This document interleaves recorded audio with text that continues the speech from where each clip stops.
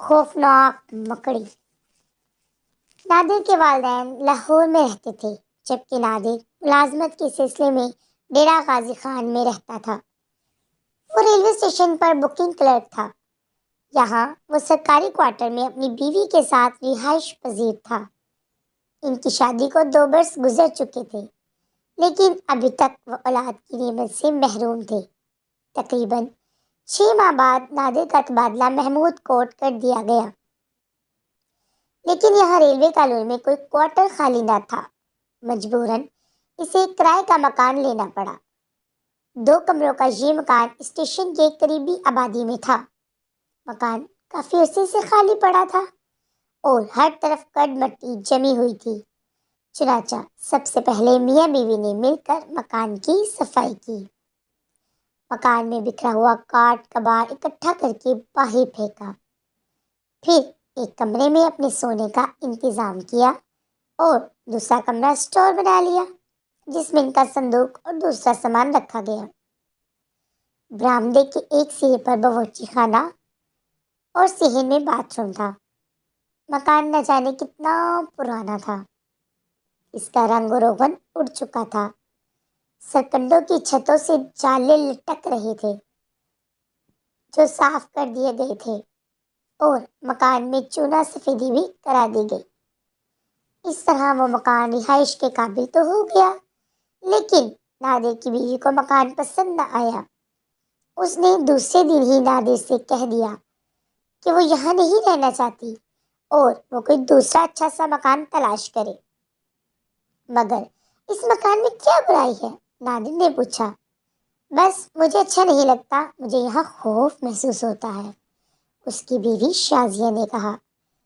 دیکھو، ہم نے 2 دن اس پر محنت کی، صفائی ستھرائی کی، چونا سفیدی کرانے پر بھی روپے خرچ کیے، ایڈوانس کرایہ ادا کیا۔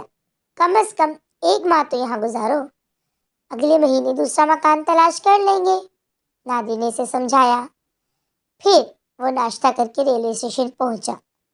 تھوڑی دیر بعد اس نے چپراسی کو طلب کیا، جس نے ان کے لیے مکان تلاش کرنے میں مدد کی تھی۔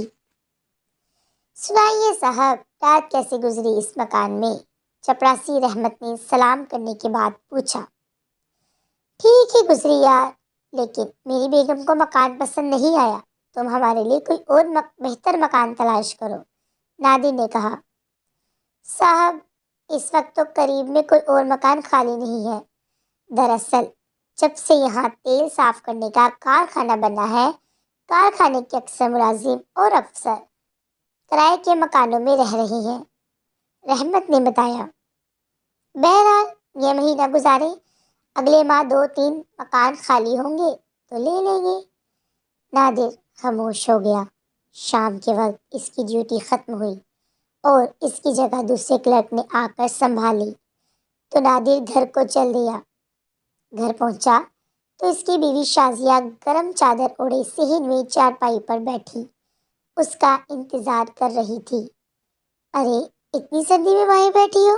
نادر نے حیران ہو کر پوچھا۔ کمرے میں تنہا بیٹھنے کو جی نہیں چاہتا تھا، شازیہ نے اٹھتے ہوئے کہا۔ تم اندر چلو، میں کھانا لاتی ہوں۔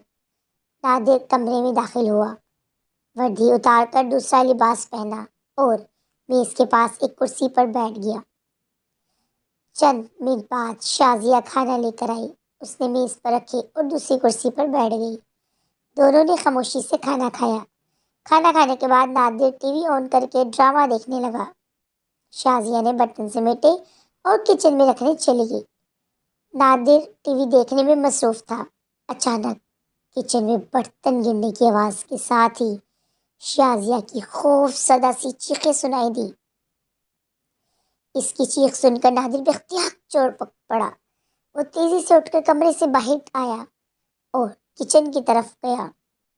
اندر پہنچا تو شازیہ دیوار سے لگی بری طرح کانپ رہی تھی اور شیشے کے گلاس کے ٹکڑے فرش پر بکھرے پڑے تھے۔ شازیہ دیوار سے لگی خوف زدہ نگاہوں سے چھت کی طرف دیکھ رہی تھی۔ اس کا چہرے کا رنگ خوف زدہ تھا۔ نادر اس کی طرف بڑھا۔